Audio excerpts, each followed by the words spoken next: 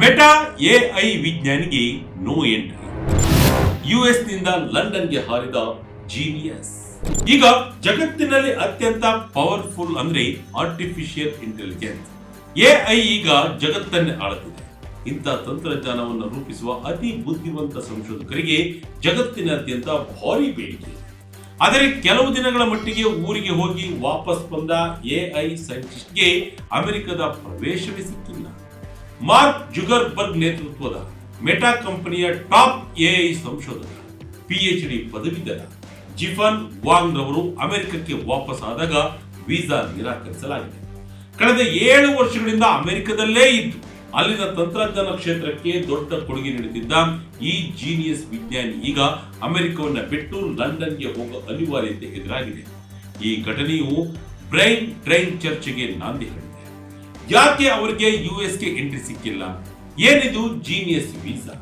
ಇದರಿಂದ ಅಮೆರಿಕಕ್ಕೆ ಆಗುವ ನಷ್ಟವೇ? ಈ ಎಲ್ಲದರ ಬಗ್ಗೆ ವಿವರ ಈ ವಿಡಿಯೋದಲ್ಲಿದೆ. ನೀವು ನೋಡ್ತಾ ಇರೋದು ವಿಜಯ ಕರ್ನಾಟಕ ಇಂಟರ್ನ್ಯಾಷನಲ್ ಚಾನೆಲ್. ನಾನು ನಿಮ್ಮ ಶಂಕರ್ ಹೆಟ್ಟು. ಏನಿದು O1 ಜೀನಿಯಸ್ ವೀಸಾ? 7 ವರ್ಷಗಳ ಜರ್ನಿ ಕ್ಷಣದಲ್ಲೇ ಎಂಡ್. ಜಿಫನ್ ವಾಂಗ್ ಸಾಮಾನ್ಯ ವ್ಯಕ್ತಿಯಲ್ಲ. ಇವರು ವಿಶ್ವದ ಅತ್ಯಂತ ಪ್ರತಿಷ್ಠಿತ ಕಾರ್ನೆಗಿ ಮೆಲನ್ ವಿಶ್ವವಿದ್ಯಾಲಯದಿಂದ PhD ಪಡೆದವರು. ಕಳೆದ 7 ವರ್ಷಗಳಿಂದ ಅಮೆರಿಕದಲ್ಲಿ ಓದುತ್ತಾ ಸಂಶೋಧನೆ ಮಾಡುತ್ತಾ ಕೆಲಸ ಮಾಡುತ್ತಿದ್ದರು. ಪ್ರಸ್ತುತ ಅವರು ಮಾರ್ಕ್ ಜುಗರ್ಬರ್ಗ್ ಮಾಲೀಕತ್ವದ ಮೆಟಾ ಕಂಪನಿಯಲ್ಲಿ ಹಿರಿಯ ಎಐ ಸಂಶೋಧಕರಾಗಿ ಕಾರ್ಯನಿರ್ವಹಿಸುತ್ತಿದ್ದರು. ಇತ್ತೀಚೆಗೆ ಅವರು ಚೀನಾದಲ್ಲಿದ್ದ ತಮ್ಮ ಕುಟುಂಬ ಮತ್ತು ಸ್ನೇಹಿತರನ್ನ ಭೇಟಿ ಮಾಡೋಕೆ ರಜೆಯ ಮೇಲೆ ಹೋಗಿದ್ರು. ಅಲ್ಲಿಂದ ವಾಪಸ್ ಅಮೆರಿಕಕ್ಕೆ ಬರಲು ಪ್ರಯತ್ನಿಸಿದಾಗ ಅವರಿಗೆ ಶಾಕ್ ಆಗಿತ್ತು. ಅವರ O1 ವೀಸಾ ಸ್ಟ್ಯಾಂಪಿಂಗ್ ಅನ್ನ ಅಮೆರಿಕದ ರಾಯಭಾರ ಕಚೇರಿಯು ತಿರಸ್ಕರಿಸಿತ್ತು.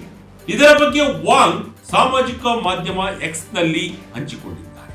ಇದು ಅನಿರೀಕ್ಷಿತ ಮತ್ತು ಹುಚ್ಚುತನದ ನಿರ್ಧಾರ. 7 ವರ್ಷದಿಂದ ಅಮೆರಿಕದಲ್ಲೇ ಇದ್ದು ಅಲ್ಲಿನ ಆರ್ಥಿಕತೆಗೆ ಕೊಡುಗೆ ನೀಡುತ್ತಿದ್ದ ಒಬ್ಬ ಸಂಶೋಧಕನಿಗೆ ಈ ರೀತಿ ಆಗಿರುವುದು ಎಲ್ಲರನ್ನ ಆಶ್ಚರ್ಯಗೊಳಿಸಿದೆ. ಅದರಲ್ಲೂ ವಾಂಗ್ ಇದ್ದಿದ್ದು ಜೀನಿಯಸ್ ವೀಸಾ ಅಂತಲೇ ಕರೆಯೋ O1 ವೀಸಾದಲ್ಲಿ. ಅಮೆರಿಕದ ಇಮಿಗ್ರೇಷನ್ ಕಾನೂನು ಪ್ರಕಾರ O1 ವೀಸಾ ಅನ್ನೋದು ಅಸಾಧಾರಣ ಸಾಮರ್ಥ್ಯ ಹೊಂದಿರುವ ವ್ಯಕ್ತಿಗಳಿಗೆ ನೀಡುವ ವೀಸಾ. ವಿಜ್ಞಾನ, ಕಲೆ, ಶಿಕ್ಷಣ, ವ್ಯವಹಾರ ಅಥವಾ ಕ್ರೀಡಾ ಕ್ಷೇತ್ರದಲ್ಲಿ ಅಂತಾರಾಷ್ಟ್ರೀಯ ಮಟ್ಟದಲ್ಲಿ ಗುರುತಿಸಿಕೊಂಡವರಿಗೆ ಮಾತ್ರ ಈ ವೀಸಾದಲ್ಲಿ ಅಮೆರಿಕಕ್ಕೆ ಪ್ರವೇಶ ಸಿಗುತ್ತೆ. ಮುಖ್ಯವಾಗಿ ನೀವು ನಿಮ್ಮ ಕ್ಷೇತ್ರದಲ್ಲಿ ಟಾಪ್ ಲಿಸ್ಟ್ ನಲ್ಲಿ ಇದ್ದೇನೆ ಅನ್ನೋದನ್ನ ಸಾಬೀತುಪಡಿಸಬೇಕಾಗುತ್ತದೆ. ಅಂದರೆ ಅಂತಾರಾಷ್ಟ್ರೀಯ ಪ್ರಶಸ್ತಿಯಂತಹ ದೊಡ್ಡ ಗೌರವಗಳು ಅಥವಾ ನಿಮ್ಮ ಕ್ಷೇತ್ರದ ಅತ್ಯುನ್ನತ ಸಾಧನೆಗಳು ಇರಬೇಕು. ಇದು ಆರಂಭದಲ್ಲಿ 3 ವರ್ಷಗಳವರೆಗೆ ಇರುತ್ತದೆ. ಅನಂತರ ಪ್ರತಿ ವರ್ಷವೂ ಇದನ್ನ ವಿಸ್ತರಿಸುತ್ತಾ ಹೋಗಬಹುದು. ಜಿಫನ್ ವಾಂಗ್ ವಿಜ್ಞಾನ ಕ್ಷೇತ್ರದಿಂದ ಈ ವೀಸಾದ ಮೇಲೆ ಅಮೆರಿಕದಲ್ಲಿ ನೆಲೆಸಿದ್ದರು. ಆದರೆ ಅವರಿಗೆ ದಿಢೀರನೆ ವೀಸಾ ನಿರಾಕರಿಸಲಾಗಿದೆ. ಆದರೆ ಅಮೆರಿಕದಲ್ಲಿ ಈ ನಿಯಮಗಳು ಎಷ್ಟು ಕಟ್ಟುನಿಟ್ಟಾಗಿವೆ ಅನ್ನೋದನ್ನ ಗೊತ್ತಾಗುತ್ತೆ. ಅಮೆರಿಕಕ್ಕೆ ನಷ್ಟ, ಬ್ರಿಟನ್ಗೆ ಲಾಭ. ಅಮೆರಿಕದಲ್ಲಿ ಬ್ರೈನ್ ಡ್ರೈನ್ ಶುರು. ಕೇವಲ ವಿಜ್ಞಾನಿಗಳು ಅಷ್ಟೇ ಅಲ್ಲ, ಜಗತ್ತಿನಾದ್ಯಂತ ಗುರುತಿಸಿಕೊಂಡಿರುವ ಅನೇಕ ಪ್ರಸಿದ್ಧ ವ್ಯಕ್ತಿಗಳು ಇದೇ ಜೀನಿಯಸ್ ವೀಸಾ ಮೂಲಕ ಅಮೆರಿಕದಲ್ಲಿ ನೆಲೆಸಿದ್ದಾರೆ. ಹಾಗೆ ದೇಶಗಳನ್ನು ಸುತ್ತಿ ಮತ್ತೆ ಯುಎಸ್ಗೆ ರೀಎಂಟ್ರಿ ಪಡೆದಿದ್ದಾರೆ. ಉದಾಹರಣೆಗೆ ಡಾಕ್ಟರ್ ಸ್ಟ್ರೇಂಜ್ ಖ್ಯಾತಿಯ ನಟ ಬೆನೆಡಿಕ್ಟ್ ಕಂಬರ್ಬ್ಯಾಚ್, ಆಡೆಲ್ ಮತ್ತು ಜಸ್ಟಿನ್ ಬೈಬರ್ ರೀತಿಯ ವಿಶ್ವ ಪ್ರಸಿದ್ಧ ಗಾಯಕರು, ಪ್ರಸಿದ್ಧ ರಾಪರ್ ಡ್ರೇಕ್, ಪುಲಿಟ್ಜರ್ ಪ್ರಶಸ್ತಿ ವಿಜೇತರ ಪತ್ರಕರ್ತ ಜೋಸ್ ಆಂಟೋನಿಯೋ ವರ್ಗಸ್ ಸೇರಿದಂತೆ ಹಲವು ಕಲಾವಿದರು ಮತ್ತು ವೃತ್ತಿಪರರು ತಮ್ಮ ಕ್ಷೇತ್ರಗಳಲ್ಲಿ ಸಾಧನೆಗಾಗಿ ಈ ವೀಸಾವನ್ನ ಪಡೆದುಕೊಂಡಿದ್ದಾರೆ.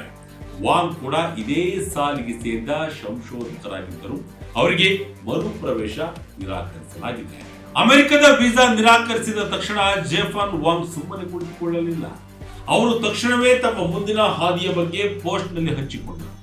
ನಾನು ಈಗ ಸ್ಯಾನ್ ಫ್ರಾನ್ಸಿಸ್ಕೋದಿಂದ ಲಂಡನ್ಗೆ ಸ್ಥಳಾಂತರಗೊಳ್ಳುತ್ತಿದ್ದೇನೆ. ಅಲ್ಲಿನ ಎಐ ಮತ್ತು ಎಐ ಸೇಫ್ಟಿ ಕ್ಷೇತ್ರದಲ್ಲಿ ಕೆಲಸ ಮಾಡುವವರ ಜೊತೆ ಚರ್ಚಿಸೋಕೆ ಎದುರು ನೋಡ್ತಾ ಇದ್ದೇನೆ ಅಂತ ಟ್ವೀಟ್ ಮಾಡಿದ್ದಾರೆ. ಈ ಟ್ವೀಟ್ ಸೋಷಿಯಲ್ ಮೀಡಿಯಾದಲ್ಲಿ ಭಾರಿ ಚರ್ಚೆ ಹುಟ್ಟುಹಾಕಿದೆ. ಜನರು ಅಮೆರಿಕದ ನೀತಿಯನ್ನು ಟೀಕಿಸುತ್ತಿದ್ದಾರೆ.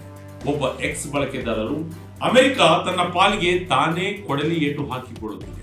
ಪ್ರತಿಭೆಗಳ ಪಲಾಯನ ಅಮೆರಿಕಕ್ಕೆ ನಷ್ಟ, ಬ್ರಿಟನ್ಗೆ ಲಾಭ ಆಗುತ್ತೆ ಅಂತ ಅಂದಿದ್ದಾರೆ. ಮತ್ತೊಬ್ಬರು, ಲಂಡನ್ ಅದ್ಭುತ ನಗರ, ಅಲ್ಲಿನ ಉದ್ಯಮಿಗಳು ಮತ್ತು ಎಐ ಸಮುದಾಯವು ನಿಮ್ಮನ್ನ ಸ್ವಾಗತ ಮಾಡುತ್ತದೆ ಅಂತ ಶುಭ ಹಾರೈಸಿದ್ದಾರೆ. ವಾಸ್ತವವೇನೆಂದ್ರೆ ಇವತ್ತು ಎಐ ಕ್ಷೇತ್ರದಲ್ಲಿ ತೀವ್ರ ಪೈಪೋಟಿ ಇದೆ. ಪ್ರತಿ ರಾಷ್ಟ್ರವು ಇಂತಹ ಪ್ರತಿಭೆಗಳನ್ನ ಸೆಳೆಯೋಕೆ ಪ್ರಯತ್ನ ಮಾಡುತ್ತೆ. ಅಮೆರಿಕ ಇಂತಹ ತಪ್ಪುಗಳನ್ನು ಮಾಡಿದ್ರೆ ಜಗತ್ತಿನ ಟೆಕ್ ಕೇಂದ್ರ ಎನ್ನುವ ಪಟ್ಟವನ್ನ ಅದು ಕಳೆದುಕೊಳ್ಳಬಹುದು. ಜಿಫಾನ್ ವಾಂಗ್ಗೆ ಆಗಿರುವ ಈ ಪರಿಸ್ಥಿತಿಯು ಒಂದು ವಿಷಯದ ಸ್ಪಷ್ಟಪಡಿಸುತ್ತದೆ. ತಂತ್ರಜ್ಞಾನ ಎಷ್ಟೇ ಬೆಳೆದರೂ ರಾಜಕೀಯ ಮತ್ತು ವೀಸಾ ನೀತಿಗಳು ಅಡೆತಡೆಯಾಗಿ ಕಾಣಬಹುದು. ಆದರೆ ಒಬ್ಬ ಪ್ರತಿಭಾವಂತನಿಗೆ ಒಂದು ಬಾಗಿಲು ಮುಚ್ಚಿದರೆ ಮತ್ತೊಂದು ಬಾಗಿಲು ತೆರೆಯುತ್ತದೆ.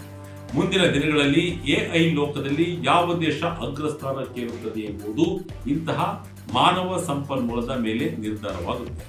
ಈ ಘಟನೆಯ ಬಗ್ಗೆ ನಿಮ್ಮ ಅಭಿಪ್ರಾಯವೇನು? ಕಾಮೆಂಟ್ ಮಾಡಿ ನಮಗೆ ತಿಳಿಸಿ.